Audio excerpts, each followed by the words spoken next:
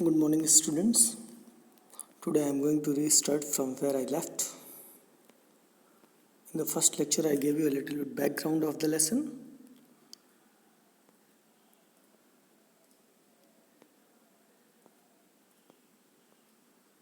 And the second part begins from here. No member of the Garoglanian family could be a thief. I started first at my cousin and then at the horse. There was a pious stillness and humor in each of them, which on the one hand delighted me and on the other frightened me. I started first at my cousin and then at the horse. Aram tells us here that he looked at his cousin Murad, then he looked at the horse. There was a pious stillness and humor in each of them. Both the horse and Murad were looking still. Still means peaceful. There was a kind of humor in each of them. Both of them were looking also happy, which on the one hand delighted me and on the other frightened me. Aram was a little bit delighted to see that a horse was there in their capacity. And on the other hand, he was unhappy and afraid if the horse was stolen by his cousin Murad. Murad, I said, where did you steal this horse? I leapt out of the window. He said, if you want to ride. It was true then. He had stolen the horse. There was no question about it. He had come to invite me to ride or not as I choose. Now you see, Murad did not give any kind of response to Aram's question and he rejected to have the horse stolen in any way. And another thing was that he offered Aram to go on horse riding with him if he liked. By the way, if he did not like, there was no matter. But Murad was not ready to explain anything to him. Well, it seemed to me, stealing a horse for a ride was not the same thing as stealing something else, such as money. For all I knew, maybe it wasn't stealing at all. If you were crazy about horses, the way my cousin Murad and I were, it wasn't stealing. Aram also started estimating. He started consoling himself just by thinking if his cousin Murad had stolen the horse just for riding, it was not stealing at all.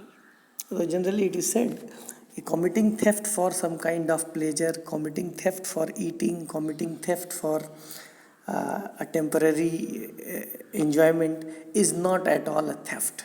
It is a common concept among us. Aram was also thinking like that.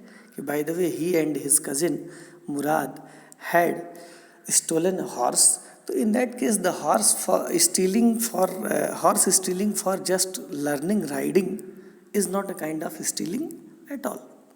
Now, it wouldn't become stealing until we offered to sell the horse, which of course I knew we would never do. Aram further gives us a logic. By the way, if they sold the horse, it would be stealing. But if they kept the horse just for learning horse riding, it was not stealing at all. Let me put on some clothes. I said, all right. He said, but hurry. I leaped into my clothes. I jumped down to the yard from the window and leaped up onto the horse behind my cousin Murad. That year we lived at the edge of town on Walnut Avenue. Behind our house was the country, vineyards, orchards, irrigation ditches, and country roads. No sooner did Murad offer him for horse riding, Aram also jumped out of his bed. He jumped into his clothes, means he wore his clothes, and both of them started for horse riding. They started going. Where did they live those days? They used to live on the last side of the town on Walnut Avenue. Walnut Avenue is a locality. Behind our house was the country. Behind the house of Aram and Murad, there was countryside. Countryside means rural area. Vineyards. Vineyards stands for the garden of grapes. Orchards, fruit garden was there. Irrigation ditches.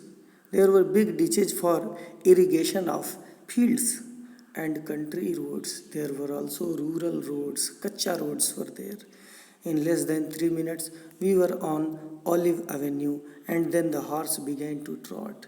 Within 3 minutes, Aram and Murad, riding the horse, reached Olive Avenue. After that, the horse started misbehaving. The air was new and lovely to breathe. The feel of the horse running was wonderful. My cousin Murad, who was considered one of the craziest members of our family, began to sing. He began to roar. Now, Aram and Murad, when they reached Olive Avenue, after that, Murad started singing. Both of them started enjoying. Murad was also supposed to be the craziest member of his family. Craziest member of his family means there are in every family some one or two members who are supposed to be the most talented, the most dynamic, and the most interesting. At least one member in one family has some kind of special qualities. He has all the talents. He can do everything. He can repair the electricity. He can repair the water tap. He can repair anything. He can purchase anything. He can represent the family. He can visit any kind of guest. He can go to any place. So, such a type of person was Murad too. He also had some special quality. That's why he was considered to be the craziest member of his family. Every family has a crazy streak in it somewhere, and my cousin Murad was considered the natural descendant of the crazy streak in our tribe. So as I explained to you that every family has a special kind of person. He is a natural descendant of crazy streak. Natural descendant means naturally a person comes into our family who is having some special qualities. Murad was also a natural descendant, a natural generation of such kind of a special quality having people. Before him was our Uncle Khusro, an enormous man with a powerful head of black hair and the largest moustache in the Seine, Jokian Valley, a man so furious in temper, so irritable, so impatient that he stopped anyone from talking by roaring, "It's no harm, pay no attention to it." Before Murad, the craziest member of the family was Uncle Khusro. This Uncle Khusro was also a special quality having person of the family, and he also used to repeat one refrain in his sentences. He repeated one statement whenever something happened. If any kind of loss was there, if any kind of cry was there, if any kind of shouting was there against anything, Uncle Khusro used to say, "Pay no attention to it, it's no harm." He used to say, "Pay no attention to it, it's no harm." Okay, thank you for this much. Remaining things I will teach in the next lecture.